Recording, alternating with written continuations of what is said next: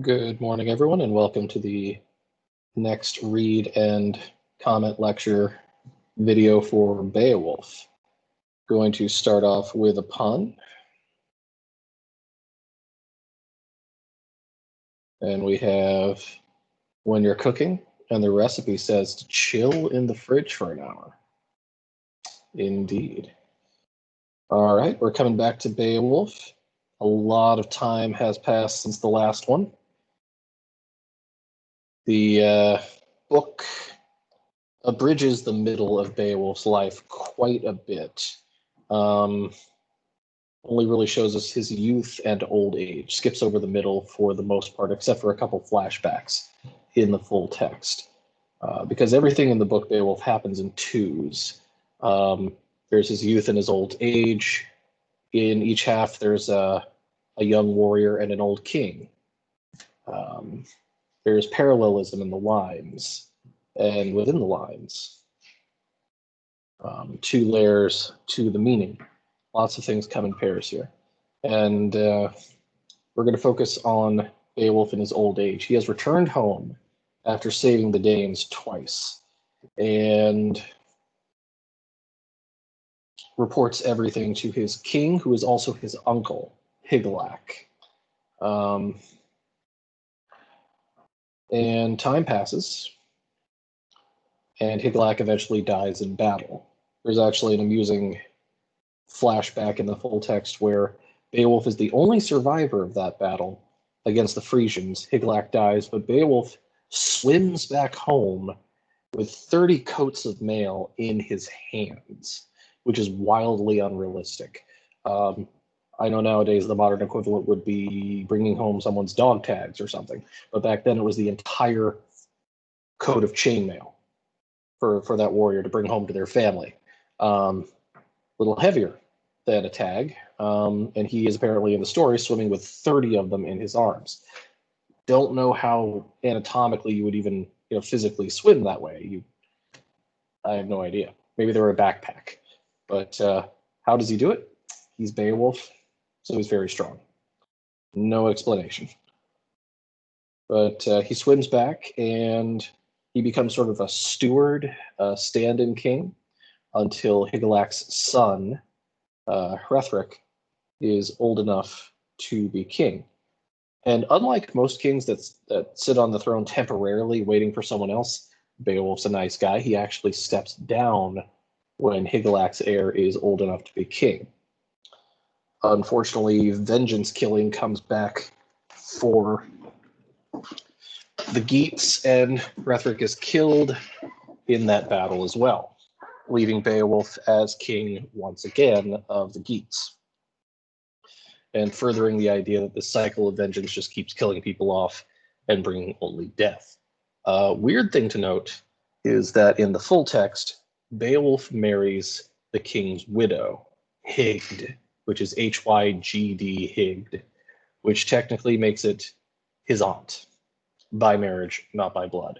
Still kind of weird by modern standards, though back in that time, the next king might have married the king's wife. It's a possibility. Not always necessarily. Also, considering they married younger than themselves, she might have been Beowulf's age at that point. So who knows? But moving on. Many years pass. The book says he rules for 50 winters, which is a bit unrealistic for that time. He'd be 70 or 80, still fighting monsters. They didn't really live that long back then, most people. A highly nutritious Viking diet, So just going to take that figuratively. Is like every time they use 50 winters, 50 years, they mean a lot. It's their number for a lot. But in Beowulf's old age, you think he'd be done fighting monsters, that his battles are over, but there's another monster. Random dude, random guy, is running from the law, a fugitive of some kind, and he hides in a barrow. If you remember from week 1, a barrow is a burial mound or grave mound. The Vikings would sometimes bury their dead in a barrow or burn them on a pyre, a funeral by fire, on land or sea. Sometimes they do a combination of those, pyre to burn the body, and then a barrow over top of whatever's left. This is one of those cases where pyre, then barrow for the Vikings. No one knows whose grave it was, because despite the fact that it's filled with treasure and therefore logically must have been a famous Viking king, must have had a lot of fame, surely they last forever and make them immortal in fame.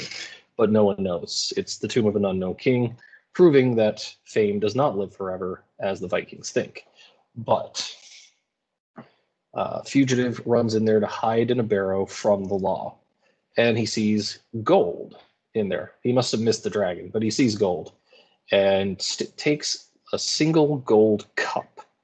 You can call it a chalice, a goblet, whatever, a cup made of gold, and takes it back to pay his weregild, his man price for his crimes. And they accept the gold. They're like, yeah, okay, your slate is clear. No more crimes. Your debt has been paid. But what they don't know, but they will find out soon, is that the hoard of treasure is guarded by a dragon. In Viking culture, dragons were associated with death, fate, sometimes even the end of the world. In the Viking apocalypse, Ragnarok, the world serpent, the Midgard serpent, stops chasing its tail, and that's supposed to herald the end of the world. So a dragon is linked to the end of all things, fate and death for everyone. If you've ever played Skyrim, there's some slight parallels there, but there's also some strong parallels to The Hobbit in this branch of the story. J.R.R. Tolkien's The Hobbit. We have someone going into a treasure hoard in a hill or mountain-like area, stealing a single cup and awakening a dragon. Now, you'll see that in the book, but not the movie. The live-action movie doesn't have them steal a cup. It skips the cup part. And there's this huge scene with the mountains of treasure. They had to make that more cinematically appealing. But in the book, the first thing he steals is a cup. Then he goes back in to talk to the dragon. So in Beowulf, the book, a thief steals a cup, awakens a dragon.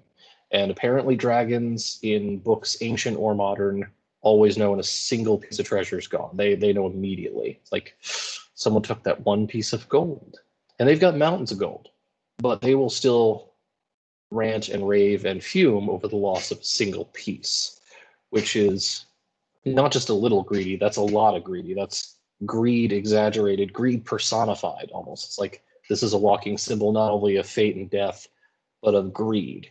And if we look at Viking culture, how they fight and kill each other and others for gold and are quite powerful themselves, it might be symbolic of them and their lust for gold, willing to kill people for it.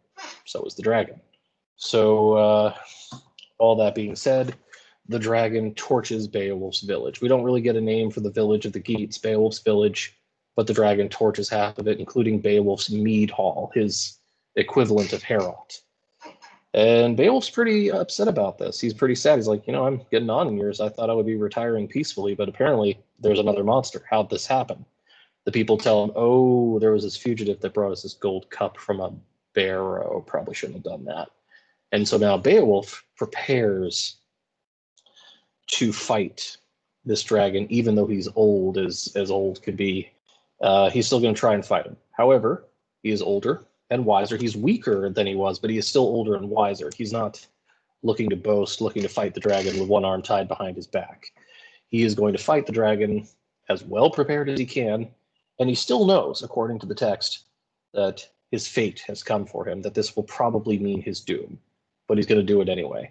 And this also links up to Viking philosophy, Viking culture. In their myths and their religious beliefs, the Vikings have their gods losing at the end of Ragnarok. It's kind of a weird situation where their gods actually lose the apocalypse, but fight anyway. And that's sort of their definition of bravery. So in their human culture, the warriors, even when they know they're going to die, they fight anyway to show their courage and bravery and die well in battle. So, yeah, he's going to try and do it anyway with weapons, armor, and even a bunch of thanes, loyal warriors to assist him. We'll see how that goes. He also ditches his wooden shield for a shield of iron custom made for this battle because because fire burns wood, believe it or not. So wooden shield wouldn't do so well with a dragon. So let's get to the actual reading here. All right. I'm going to go ahead and skip over the italicized summary since I just did that for you. Then he addressed each dear companion one final time, those fighters in their helmets, resolute and high-born. I would rather not use a weapon, if I knew another way, to grapple with the dragon and make good my boast as I did against Grendel in the days gone by. But I shall be meeting molten venom in the fire he breathed, so I go forth in mail shirt and shield. I won't shift a foot when I meet the cave guard. What occurs on the wall between the two of us will turn out as fate, overseer of men decides. I am resolved. I scorn further words against this skyborn foe. So Beowulf wishes he could do as he used to, but he admits he's older now and weaker, and his opponent is stronger. So he is less eager to boast and win fame, just more cautious, more wise. He just wants to save people, not looking for another story to tell. He has plenty of stories already. Men at arms, remain here on the barrow, safe in your armor, to see which one of us is better at the end of it bearing wounds in this deadly fray. This fight is not yours, nor it is up to any man except me to measure his strength against the monster, or to prove his worth. I shall win gold by my courage, or else mortal combat, not the video game. Doom of battle will bear your lord away. So he gives his speech to his thanes, his warriors, before stepping up to the barrow. And notice, though he did bring warriors as sort of spotters, he only wants them to come in if it looks like he's in trouble, to not help him at first. He wants to try it alone, but he does have that security, that backup in case he can't. Then he drew himself up beside his shield, the fabled warrior in his war shirt and helmet, trusted in his own strength entirely, and went under the crag. No coward path, hard by the rock face, that hale veteran, a good man who had gone repeatedly into combat and danger, and come through, saw a stone arch and a gushing stream that burst from the barrow, blazing and wafting a deadly heat. It would be hard to survive unscathed near the horde, to hold firm against the dragon in those flaming depths. Then he gave a shout. The Lord of the Geats unburdened his breast and broke out in a storm of anger. Under gray stone his voice challenged and resounded clearly. Hate was ignited. The horde guard recognized a human voice. The time was over for peace and parleying. Pouring forth in hot battle fume, the breath of the monster burst from the rock. There was a rumble under the ground. Down there in the barrow, Beowulf the warrior lifted his shield. The outlandish thing writhed and convulsed vehemently. So, Beowulf strides up to the barrow, and apparently the dragon is just breathing a river of fire out the door. A continuous river of fires. Non-stop. I don't know how long a dragon can keep that up. Apparently this one for a long time. And Beowulf does the most like manly thing to get the dragon's attention. It feels like it should be out of some movie like 300 or something, like this is Sparta. But he just gives a yell. He's like, ah! And the dragon comes out because he hears the yell. A non-verbal battle cry. And so the dragon turns on the king, whose keen-edged sword, an heirloom inherited by ancient right, was already in his hand. Roused to a fury, each antagonist struck terror in the other. This line 324 here, is very interesting. Each antagonist struck terror in the other. So, for the first time, Beowulf feels fear. He meets his match, a dragon. And for the first time, the dragon feels fear, meets his match, Beowulf. So, for Beowulf's match to be a dragon, that's pretty complimentary of Beowulf. That's saying he's pretty darn strong. But it's also bringing up an archetype here. We've talked about the hero archetype before. Embodies the virtues of society and saves the people from danger. Main character of an epic. Beowulf is our epic hero here. But these two characters are each other's perfect match in battle, so they are each other's nemesis.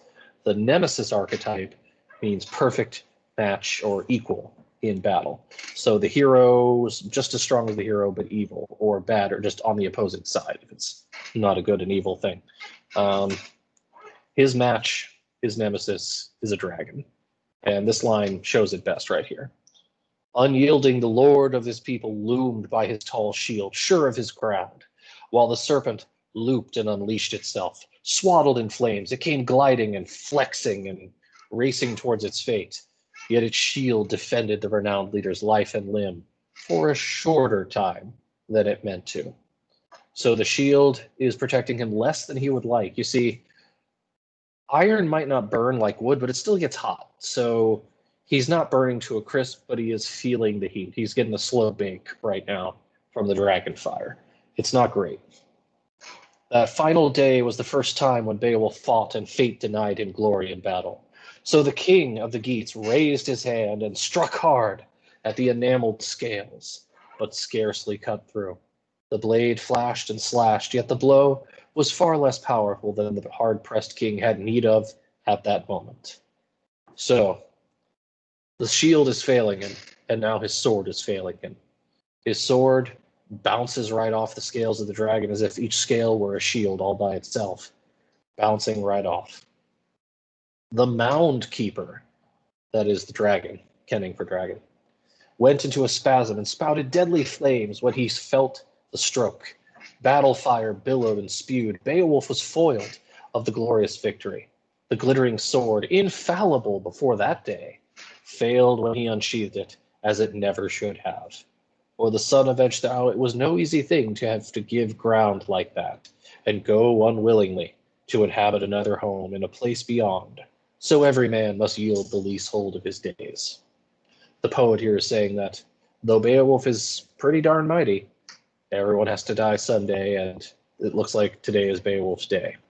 But we'll see what we can do, what he can do before then, because again, the Viking culture here, you go in knowing you're going to die, but you try to do what you can until then.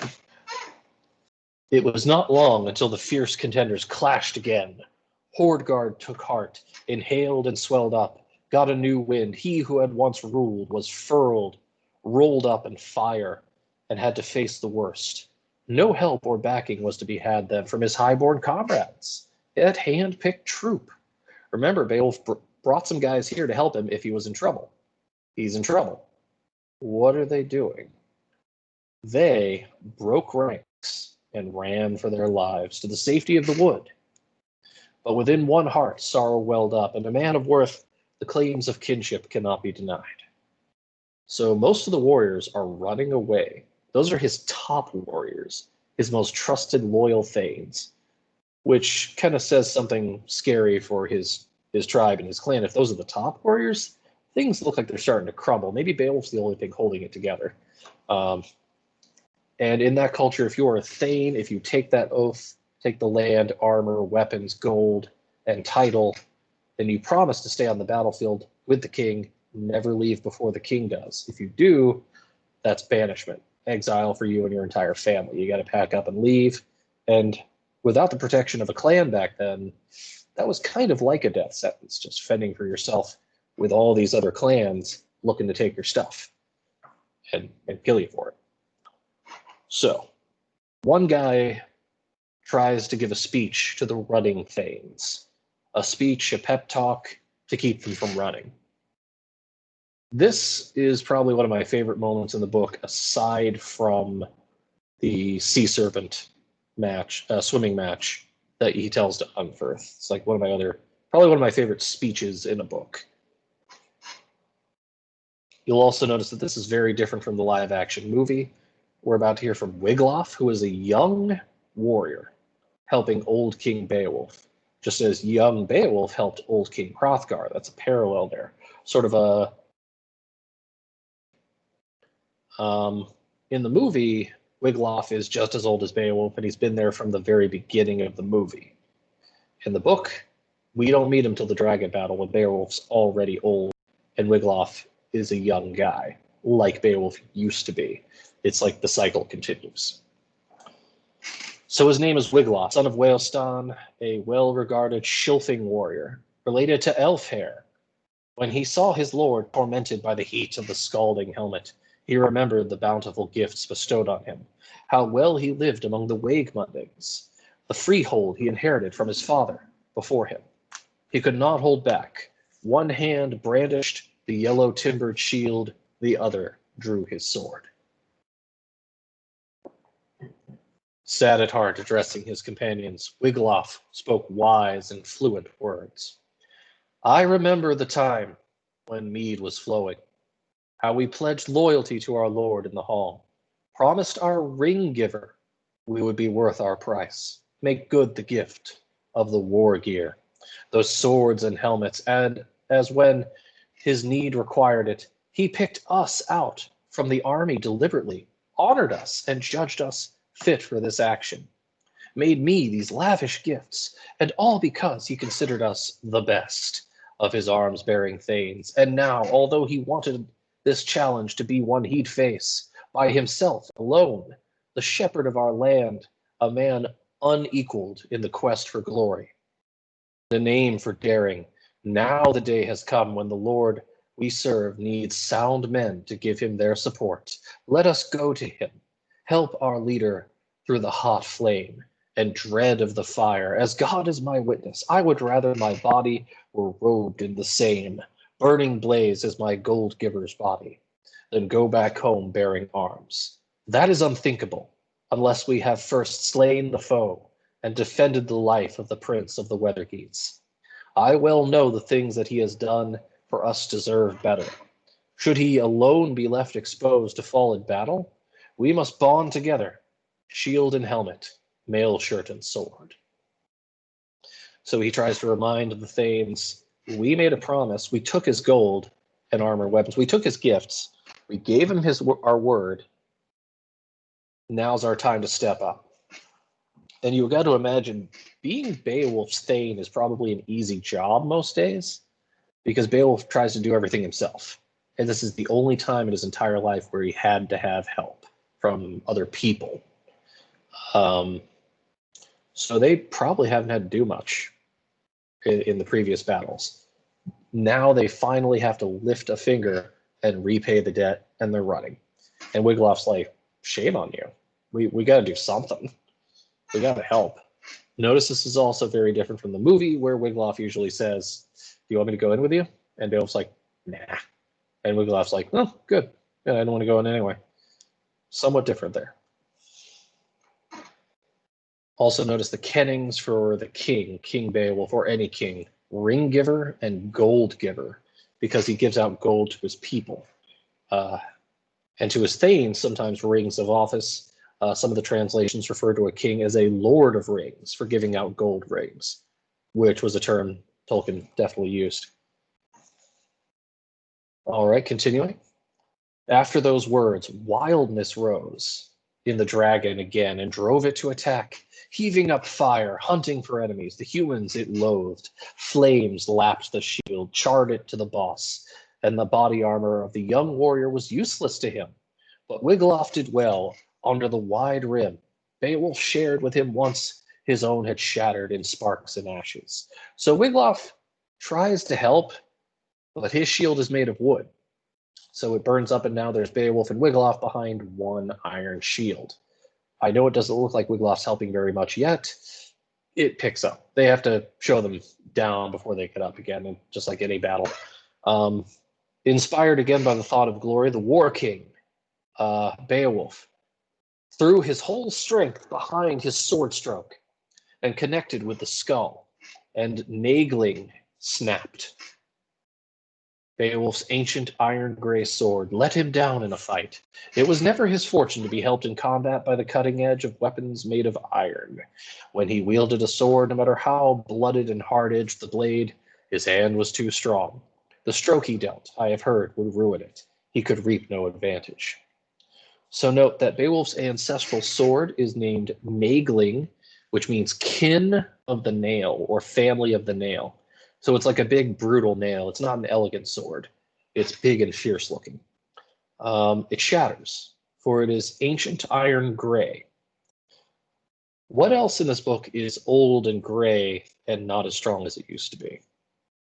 The sword is symbolic of Beowulf himself. Both aged, old and gray, not as strong as they used to be, failing him, the strength of the sword, his own strength failing him when he needs it the most. Strong enough to shatter a sword, apparently, but not enough to get through a dragon's skull, which is apparently very, very tough. Then the bane of that people, the fire-breathing dragon, was mad to attack for a third time. When a chance came, he caught the hero in a rush of flames and clamped sharp fangs into his neck. Beowulf's body ran wet with his lifeblood. It came welling out. One weird thing here, the dragon has bitten Beowulf just on the neck. I figured that out. Is the dragon like a nose dragon, like needle nose pliers, like it just got him in the neck, didn't swallow him whole, didn't bite him in half, just the neck? I don't know how that works. Someone once joked maybe it's a Komodo dragon. That'd be a very different fight. Next thing, they say, the noble son of Whaleston saw the king in danger at his side and displayed his inborn bravery and strength. He left the head alone, but his fighting hand was burned when it came to the kinsman's aid, so he needs some ye olde neosporin. He lunged at the enemy lower down, so that his decorated sword sank into its belly, and the flames grew weaker. Notice here, like you see in modern fantasies, some of them, the dragon has a vulnerability on its belly.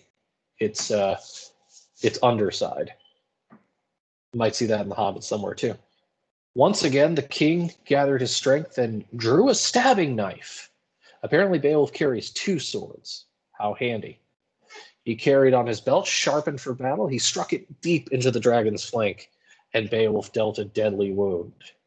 They had killed the enemy. Courage quelled his life. That pair of kinsmen partners in nobility had destroyed the foe. So every man should act, be at hand when needed. But now for the king, this would be the last of his many labors and triumphs in the world. Then the wound dealt by the ground burner earlier began to scald and swell. As you see, the dragon didn't just have fire in his breath, but apparently poison in his bite. Fire and poison. Beowulf discovered deadly poison suppurating inside of him. Surges of nausea, and so in his wisdom the prince realized his state and struggled. Toward a seat on the rampart he steadied his gaze. On those gigantic stones saw how the earthwork was braced with arches built over columns, and now the thane, unequaled for goodness, with his low hands, his own hands, washed his lord's wounds, swabbed the weary prince with water, bathed him clean, unbuckled his helmet. So Beowulf has propped himself up on the wall of the barrow on the outside, and Wiglaf is tending to his wounds. Beowulf spoke. In spite of his wounds, mortal wounds, he still spoke, for he knew well his days in the world had been lived out to the end. His allotted time was drawing to a close. Death was very near. Here Beowulf gives, despite his gigantic dragon bite to the neck, his poisonous, lethal dragon bite in his neck, gives two enormous speeches as he's dying. Seems unrealistic, but they do this in epics for some reason. If you ever read the Iliad by Homer, Hector gets a spear to the neck. Spoilers. Hector gets a spear to the neck, and he gives a full speech as he's dying with a spear sticking out of his neck. I don't know how that works realistically, or the answer probably is that it doesn't, and it's fiction. Anyway, now is the time when I would have wanted to bestow this armor on my own son, had it been my fortune to have fathered an heir and live on in his flesh. So note what Beowulf doesn't have, a son and heir. For 50 years I ruled this nation. No king of any neighboring clan would dare to face me with troops. None had the power to intimidate me. I took what came, cared for, and stood by things in my keeping. Never fomented quarrels, never swore to a lie.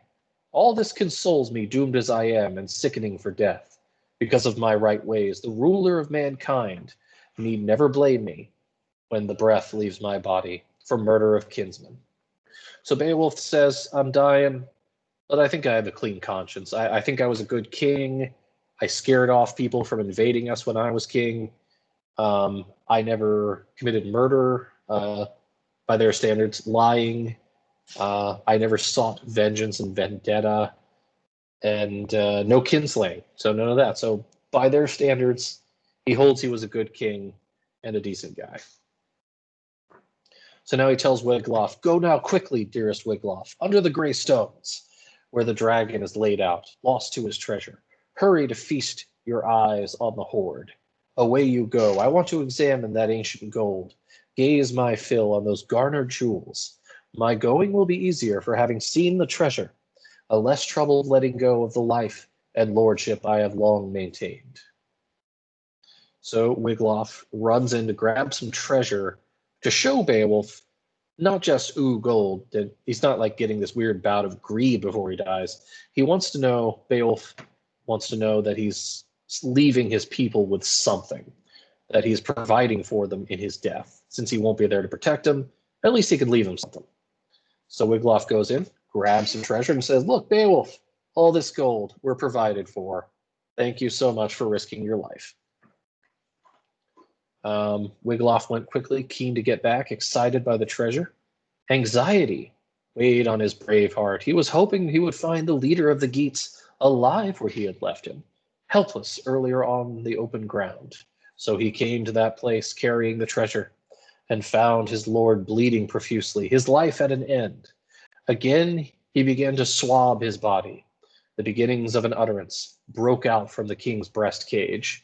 The old lord gazed sadly at the gold. "To the everlasting Lord of all, to the King of glory, I give thanks that I hold this treasure here in front of me, that I have been thus allowed to leave my people so well endowed on the day I die.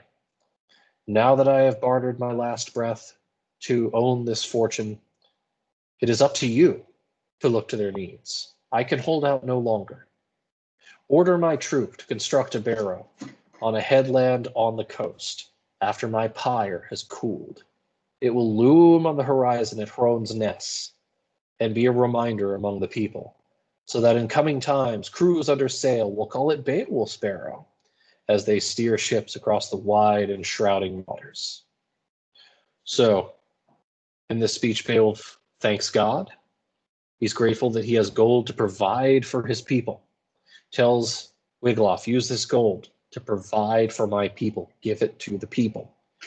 And then he gives funeral arrangements. Apparently he doesn't have a living will. Funeral arrangements, pyre, so burn him first, and then bury him in a barrow, a big one, by the sea. Much like this one is really, because right now they're at a barrow by the sea with a dragon. He wants to be buried in a different barrow by the sea. He wants it to be big enough to be seen, so that when people pass by it, they'll say, "Hey, that's Beowulf's barrow. I remember the tale of Beowulf." So it will be a memorial, a reminder to the people, and let his fame live on. But also here, note he said he has no heir, and it's up to Wiglaf to take care of the people now. Think about what that means. Then the king, in his great heartedness, unclasped his collar of gold from his neck and gave it to the young thane, telling him to use it, and the war shirt and the gilded helmet as well. So you see, Beowulf is giving the kingship to Wiglaf. He's passing it down since he has no heir. And Wiglaf has kind of given a good resume here. He's proven who he is by being the only warrior to stand by him in the last battle. "You are the last of us, the only one left of the Waegmundings." I know that's a huge word that we had not said before in the story. Basically, his mom's side of the family was the side of the family that was the Geats with Hygelac and all them. His father married into the family from a tribe called the Waegmundings. That's also where Wiglaf's from, apparently. "Fate has swept us away." So apparently there are no more Waegmundings and eventually no more Geats due to vengeance-killing feuds that sweep them away. "Sent my whole brave highborn clan to their final doom. Now I must follow them." That was the warrior's last word. He had no more to confide. The furious heat of the pyre would assail him. His soul fled from his breast to its destined place among the steadfast ones. And so Beowulf is dead. And he suggests, foreshadowing, that maybe doom is coming for the Geats in later times. And since this was all written 300 years later, it's not so much, future predictions as it is the author saying what did happen in history. Not so much dragons and monsters, but the Geats, the actual tribe, were conquered by the Swedes, another tribe in Sweden, and are so no more, wiped out for more vengeance killing, now that they don't have to be afraid of King Beowulf, according to the story. So, reason being, Sweden, not Geatland in modern times, the Geats are wiped out by the Swedes in years to come. That is foreshadowed. If we were reading the full text of this book, it would talk more about that. But we're going to skip ahead. Wiglaf berates the faithless warriors who did not go to the aid of their king. So the guys that ran away actually come back when Beowulf's dead and say, "Hey, is it too late to help?" And Wiglaf tells them off and tells them to get out of here, go on, get. They are exiled now. And they set up the funeral for Beowulf. With sorrow, the Geats cremate the corpse of their greatest king. They place his ashes, along with all of the dragon's treasure, in a huge burial tower by the sea, where it can be seen by voyagers. You should be answering a study guide question right about now as to what part of his Beowulf's instructions they did not follow. What did they just do that they were not supposed to do? They did not keep the gold. They took the gold from the dragon's grave, from the forgotten barrow where the dragon was, and they put it in Beowulf's grave. So they just moved it from one grave to another. They're not actually using it, spending it, providing for the people. They're digging it out of one hole in the ground. They're putting it in a different hole in the ground. A lot is accomplished there. People have speculated why the story does this, what this means. Two possibilities that I have heard about. One, it could be symbolic of the decline of their society. Just as the Thanes ran away when they're supposed to be loyal, they're not keeping his promises in death. Maybe this is the decline of their society. Second interpretation I've heard is that they're hiding it because they know they're going to be invaded soon, because no one's afraid of Beowulf anymore. He's dead. Invaders might come for vengeance. They might want to hide the gold before invaders get here, just in case. I've heard it both ways. So they've built the barrow. It's done. Then 12 warriors rode around the tomb, chieftains' sons, champions in battle, all of them distraught, chanting in dirges. That's a funeral song, like an elegy. Mourning his loss as a man and a king, they extolled his heroic nature and exploits, and gave thanks for his greatness, which was the proper thing. For a man should praise a prince whom he holds dear and cherish his memory when that moment comes, when he has to be convoyed from his bodily home. So the Geat people, his hearth companions, sorrowed for the Lord who had been laid low. They said that of all the kings upon the earth, he was the man most gracious and fair-minded, kindest to his people, and keenest to win fame. And so is the end of the book. They do a funerary procession around the barrow, like a lap, and praise him, and it is done. Make sure to look at your study guide, guys. You should be able to answer the rest of the questions. Again, if you're looking at my screen, ignore 9 and 10. That was from an article from the textbook we did not have, because you don't have the textbook.